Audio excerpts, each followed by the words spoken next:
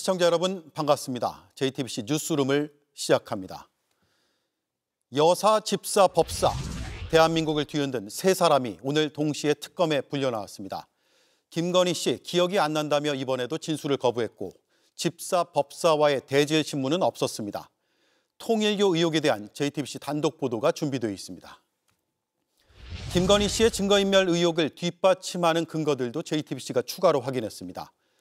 김 씨 일가 압수수색 이틀 뒤 이우한 화백의 그림이 김 씨 오빠 집에서 오빠 장모 집으로 옮겨졌습니다. CCTV 영상을 특검이 확보했습니다. 단독 보도합니다.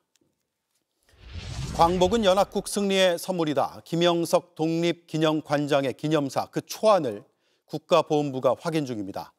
누가, 언제, 어떻게 그 발언들을 집어넣었는지 조만간 드러날 것으로 보입니다. 여사 김건희 씨, 집사 김예성 씨, 법사 전성배 씨. 특검이 이들을 한날 한시에 소환한 건 김건희 씨를 기소하기 위한 직전 단계로 해석됩니다. 김 씨는 오늘도 진술 거부권을 행사했습니다. 이들의 대질 신문은 이뤄지지 않았습니다. 김건희 특검 사무실로 가보겠습니다. 윤정주 기자, 오늘 김건희 씨 조사는 어떻게 진행이 됐습니까? 네, 김건희 씨는 오늘 오전 10시부터 특검 조사를 받았습니다. 이번이 구속 후 두 번째 조사인데요. 첫 조사 때와 같이 이번에도 대부분 질문에 진술 거부권을 행사했습니다. 오전엔 명태균 공천 개입과 선거 개입 관련 조사가 진행됐고 오후엔 도이치모터스 주가 조작 관련 조사가 이뤄졌습니다. 특검은 오전 오후 내내 김건희 씨가 대부분 질문에 진술 거부권을 행사하면서 일부 질문엔 잘 기억이 나지 않는다, 잘 모르겠다고 대답했다고 밝혔습니다. 김건희 씨는 오늘도 사복 차림에 수갑을 차고 나온 것으로 전해졌는데요. 점심시간을 제외한 조사 시간은 약 4시간 정도였습니다. 김 씨는 오후 4시 2분 조사를 끝낸 뒤 35분간 열람을 마치고 서울 남부구치소로 돌아갔습니다. 이렇게 조서 열람 시간이 짧았던 건 그만큼 김 씨가 진술한 내용이 적었던 것으로 보이는 대목입니다. 특검은 오는 20일 오전 10시에 김 씨에게 다시 출석하라고 통보했는데요. 김 씨 측은 내일 변호인 접견을 마친 뒤 소환 통보에 응할지를 결정할 계획입니다. 예, 김예성 씨, 전성배 씨에 대한 조사는 어떻게 이루어졌습니까? 네, 건진법사 전성배 씨가 특검 조사에 응한 건 이번이 처음입니다.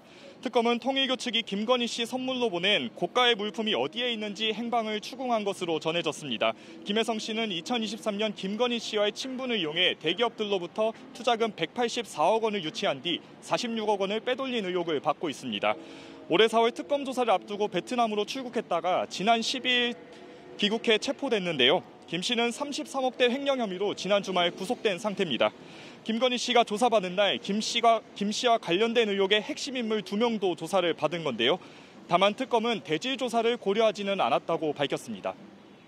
예, 오늘 윤석열 전 대통령의 내란 재판도 열렸습니다. 역시나 불출석했죠.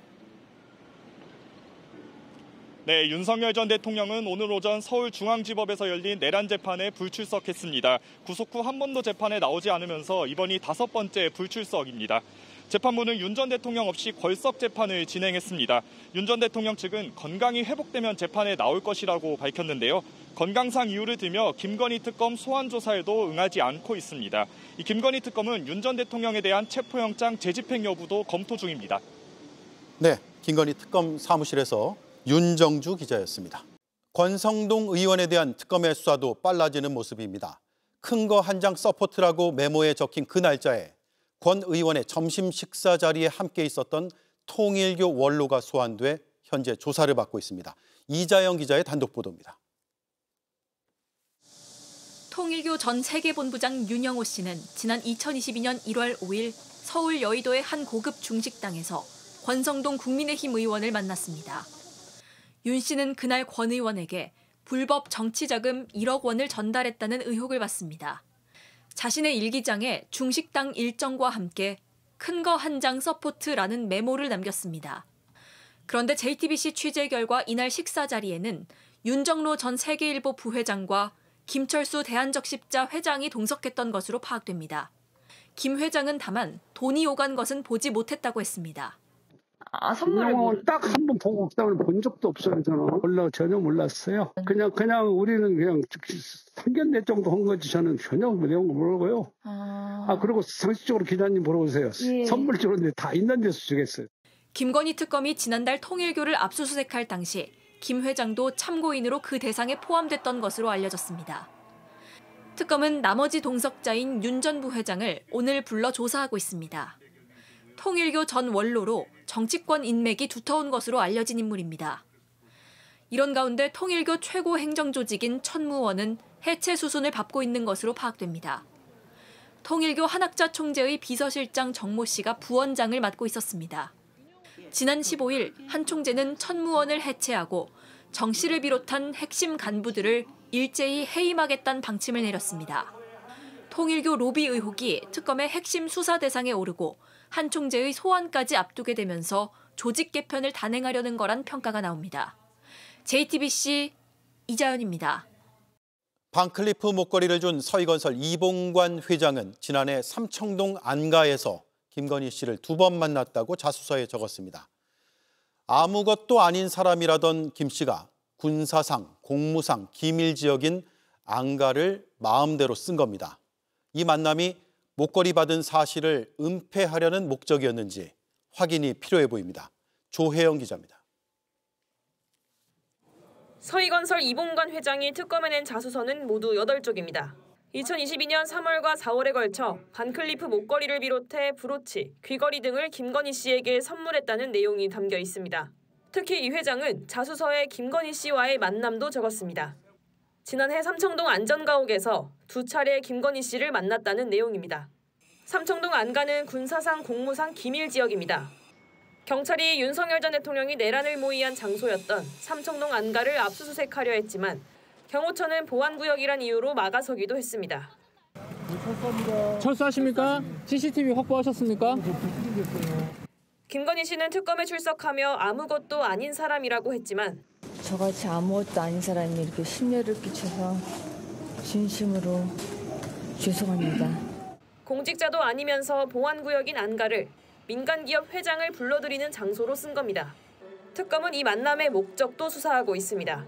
김건희 씨는 이 회장으로부터 받은 목걸이를 2022년 6월 나토 순방 때 찬 뒤 2023년 말에서 2024년 초에 돌려준 것으로 나타났습니다. 2023년 11월 디올백 논란이 불거진 지 얼마 안 돼서였습니다. 이 회장을 안가로까지 부른 것도 목걸이에 대한 입막음 목적이었는지 확인이 필요합니다. 특검은 이와 함께 김건희 씨가 귀걸이를 뺀 목걸이와 브로치만 돌려준 경위도 조사하고 있습니다. JTBC 조혜원입니다. 조국 전 조국혁신당 대표가 김대중 전 대통령의 묘역에 참배하며 출소 사흘 만에 공식 행보를 시작했습니다. 이번 주 복당 절차를 마무리하고 문재인 전 대통령도 찾아가겠다며 발빠르게 움직이는 모습인데요. 내년 6월에는 선거에 출마해서 정치적 심판을 받겠다고 했습니다. 김한수 기자입니다. 검은 넥타이를 메고 흰 장갑을 낀 조국 전 조국혁신당 대표가 김대중 전 대통령 묘역에 들어섭니다. 오전에 열린 김 전 대통령 16주기 추모식에 가는 대신 따로 참배에 나선 겁니다. 참석을 해버리게 되면 대통령님을 추모하는 것보다 저에게 조명이 또는 관심이 이렇게 모여질 것 같아서. 수감 생활 동안 김 전 대통령 저서들을 읽었다며 위대한 스승이라고 불렀습니다. 김대중 대통령이 번역하셨던 만델라 자서전까지 포함하면 한 통 5권 읽은 것 같은데 다시 한번 그분의 생각과 고민을 되돌아보았는데 지난 15일 광복절 특별 사면으로 풀려나며 수감 8개월 동안 넓은 구상을 했다고 했던 조 전 대표. 출소 사흘 만인 오늘 국민의 심판을 받겠다며 내년 6월 선거 출마를 공식화했습니다. 여전히 윤석열과 단절하지 못하고 윤석열을 비호하고 있는 극우정당 화대한 국민의힘을 정치적으로 한 번 더 심판해야 된다고 봅니다. 국민의힘 단죄가 자신의 역할이라며 구체적으로 내년 선거 목표도 제시했습니다. 향후 내년 지방선거 총선을 통해서 국민의힘을 지금보다 반 이상 줄여야 된다. 저는 마음 같아서는 0이 돼야 된다 생각합니다. 지자체장에 도전할지 국회의원 보궐선거에 나설지는 당의 요구에 따르겠다고 했습니다. 더불어민주당과 조국혁신당 합당에 대해서는 당장은 선을 그었습니다. 일단 당을 수습한 뒤 내년 초쯤 의견을 모으겠다는 겁니다. 조 전 대표는 이번 주 중 복당 절차를 마무리하고 주말 경남 양산을 찾아 문재인 전 대통령 내외를 만날 계획입니다. JTBC 김한수입니다. 국가보훈부가 김영석 독립기념관장의 광복절 기념사를 초안부터 다 따져보고 있습니다. 문제의 발언을 누가 썼고 어떻게 들어갔는지 확인한 뒤에 대응 방안을 검토하기로 했습니다. 조보경 기자입니다. 김영석 독립기념관장의 광복절 기념사에 대한 논란이 커지자 국가보훈부는 경위 파악에 나섰습니다. 문제가 된 부분은 김 관장이 광복에 관한 역사 인식에 다름이 있다며 광복을 세계사적 관점에서 보면 제2차 세계대전에서 연합국 승리로 얻은 선물이라고 말한 대목입니다. 김 관장은 상반된 시선을 소개하고 통합을 강조하는 의도였다고 해명했지만 비판은 커지고 있습니다. 독립기념관의 감독기관인 국가보훈부 관계자는 JTBC에 일단 축사가 어떻게 작성됐는지 초안과 이후 검토 과정 등을 파악하고 있다고 밝혔습니다. 논란의 부분을 김 관장이 직접 썼는지 이후 과정은 어떻게 진행됐는지 등을 살펴본 뒤 대응 방안을 검토하겠다는 겁니다. 민주당은 3일 연속 김 관장의 즉각 파면을 요구했습니다. 독립운동을 부정하는 자에게 국민의 세금 단 1원도 줄 수 없습니다. 역사를 지키기 위해, 독립정신을 지키기 위해 김영석의 즉각적인 파면을 강력하게 촉구합니다. 다만 강제 해임할 방법은 없는 상황. 대통령실은 사실상 스스로 물러나라고 압박했습니다.